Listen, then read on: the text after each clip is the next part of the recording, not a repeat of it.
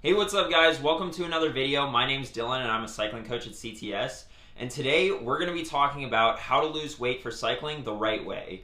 There are a lot of weight loss strategies out there, and regardless of what they tell you their secret is, the root of why they cause you to lose weight is because in one way or another you're eating less calories than you previously had. This can be hard to maintain though, which is why most people who go on diets fail and regain the weight back. The strategy I'll be going over here has a lot of science to back up its long-term success and is one of the healthiest ways to go about losing weight. On top of all of this, the science shows it can help boost your recovery after a hard workout. I'm talking about understanding the concept of calorie density and utilizing it in your own diet. I'll explain that concept, go into a little bit of science, and then get into some practical tips that you can use to implement this strategy into your own life, so be sure to stick around for that.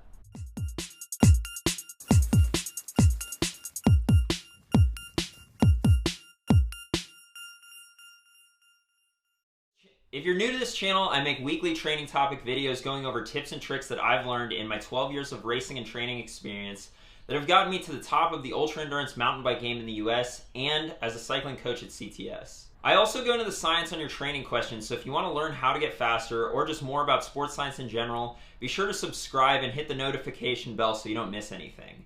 If you have a training question or a suggestion for a future video, be sure to leave it in the comment section down below. I do my best to answer all training questions in the comments section, but the volume of comments has been really high recently, so I apologize beforehand if I don't get to yours. It's that time of year when race season is fast approaching, and you've gotten in a pretty good base and are doing some good workouts, but you step on the scale and realize that, that saddle I bought that's 20 grams lighter isn't going to make a whole lot of difference when I'm toting around a whole old steel road bike's worth of extra body weight. Or maybe you're not an overweight weight weenie and you're just overweight, and most of the reason you ride your bike is to get healthier and lose weight. Either way, what I'm about to go over applies to you. Now you may be sitting there thinking to yourself, what is this skinny 20-something who probably has the metabolism of a racehorse going to tell me about weight loss? I looked like him when I was his age and I ate whatever I want. I understand, but what I'm about to share is demonstrated in the scientific literature, not just my own experience. Let's go ahead and jump into some science by starting off with why losing weight can be such a challenge, even as an athlete who trains for hours a week. For starters, it turns out that the weight loss from exercise might be lower than you think. A review on metabolic adaptations to weight loss in athletes stated that low energy intake and minimal body fat are perceived as indicators of energy unavailability, resulting in a homeostatic endocrine response aimed at conserving energy and promoting energy intake. So basically, as you reduce your food intake and get leaner, your body fights back, and this is for a number of reasons, like changes in energy expenditure, mitochondrial efficiency, and circulating hormone concentrations. Alright Dylan, but I don't need a study to tell me that weight loss is hard, okay? All I gotta do is look in the dang mirror when I'm wearing a skin suit to tell me that something ain't working. Just get to what I need to know already. Alright, let's jump into it. The strategy I'm talking about involves calorie density. Calorie density is just as the name implies. How many calories are packed into a certain proportion of food? And calorie density varies wildly. 100 grams of potato chips, which is what someone might reasonably eat in one sitting, if they don't just eat the whole bag, is around 536 calories, while a whole head of lettuce is just 53 calories. Wow, such great insight, Dylan. Potato chips have more calories than lettuce. The point I'm making is that the calories in the food we eat varies dramatically, and if we focus our diet on low calorie density foods, then we don't have to reduce our portion size in order to reduce the calories that we consume, and we can stay satisfied and satiated with the amount of food we eat, and we don't have to starve ourselves. So what do low calorie density foods look like? As we can see from this calorie density chart, the foods with the lowest calorie density are vegetables, averaging just 0.2 calories per gram, and then fruits averaging just 0.7 calories per gram. These are the two food groups you want to focus on, not just because they're extremely healthy, but also because they have the lowest calorie density, meaning you can eat a lot of them without gaining weight. You want to lose weight? Then bump up that fruit and vegetable intake. Okay, so this whole calorie density thing is great in theory, but does it have any science to back it up? Has it been put to the test? A study on energy density of foods' effects on energy intake took 18 subjects and provided them with meals for 2 days during 3 separate testing sessions. In these 3 sessions, the subjects consumed either low, medium, or high energy density or calorie density meals. The results showed that significantly more calories were consumed for the higher energy density conditions, even though the amount of food by weight was relatively similar. Calories consumed were around 1,800 calories for the high energy density group and below 1,400 for the low. And that's the key here with energy density. You don't have to reduce your portion size or starve yourself to lose weight. And 400 calories is the kind of deficit we're looking for to have consistent gradual weight loss. The study concluded that energy density influenced energy intake independent of macronutrient composition, and that subjects reported no difference in feelings of hunger or fullness. Okay, that's great, but that was 2 days of eating. How does eating low calorie density stack up in the long term? A study on energy density's effects on weight change over 6 years took 186 subjects and measured the energy density of their diet. 6 years later, they found that the energy density of the diet had not changed for the individuals, and that a higher energy density was associated with weight gain and a higher BMI.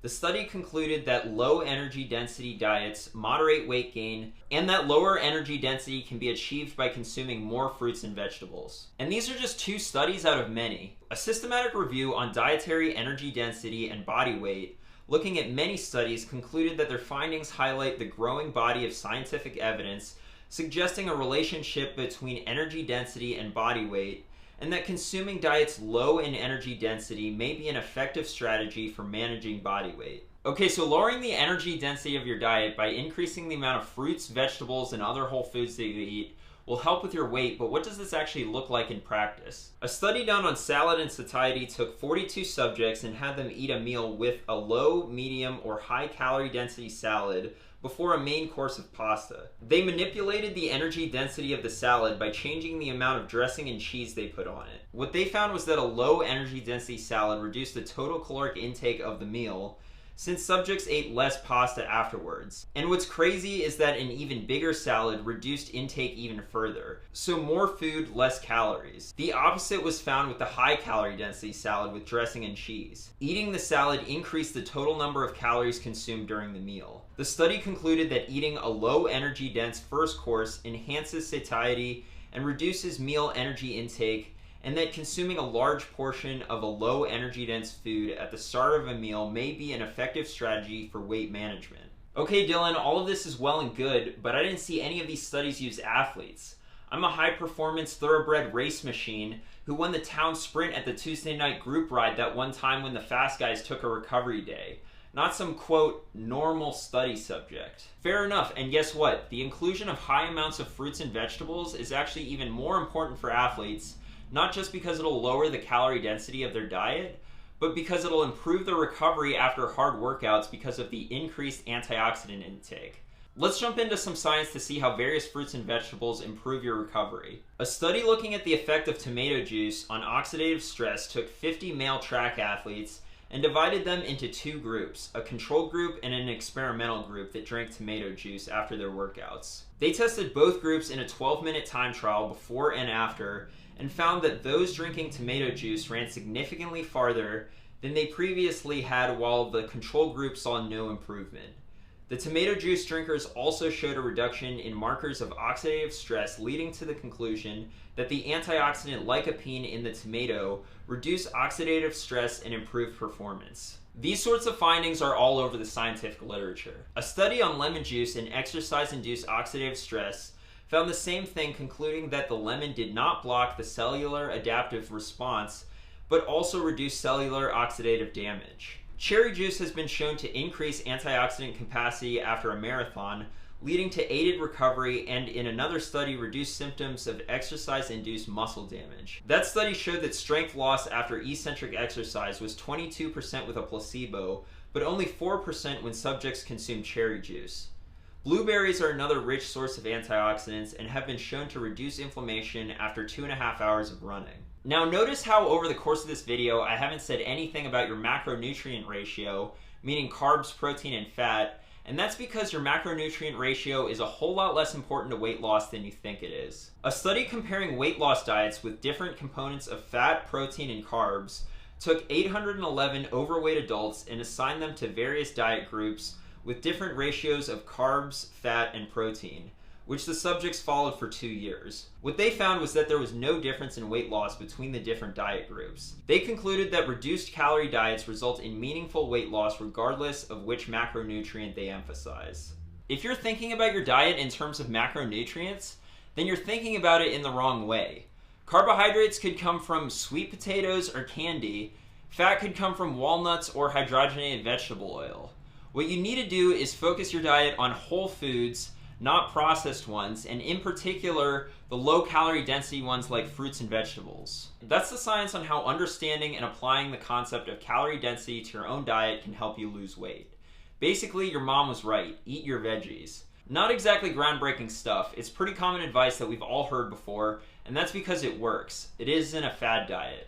Now, what are some practical tips that you can use to implement this into your own life? For starters, stop thinking of vegetables as your side and start thinking of them as your main course. When you prepare a dish, start by thinking about what vegetables you're going to use and then add in the other food groups. And make sure vegetables take up the majority of your plate. Having a salad with every meal is another great way to lower your calorie density, as we saw, just so long as you don't use high-calorie toppings. Use fruit as your snacks throughout the day and after rides to capitalize on those antioxidants for aided recovery. My go-to after a hard ride is a bowl of oatmeal with a high antioxidant fruit like berries. And be sure you stick to whole foods. As we can see, there is a huge difference in calorie density between processed and unprocessed carbohydrates, for example. Finally, you want to lose weight gradually instead of all at once because that'll help you keep it off, and large calorie deficits will compromise your performance and recovery. Make sure you're losing weight before your competition season, not during, and make sure you're well fed for your high intensity workouts so you can get the most out of them. Thanks for watching. I hope you guys found this information helpful. If you like this video, be sure to give it a like, share it with a friend, and subscribe for more training tips. If you want to see more coaching content, be sure to follow me on Instagram, Twitter, and Facebook. And if you want to follow my training leading into this upcoming season, be sure to check me out on Strava. Finally, if you're looking for a coach, shoot me an email at djohnson@trainright.com.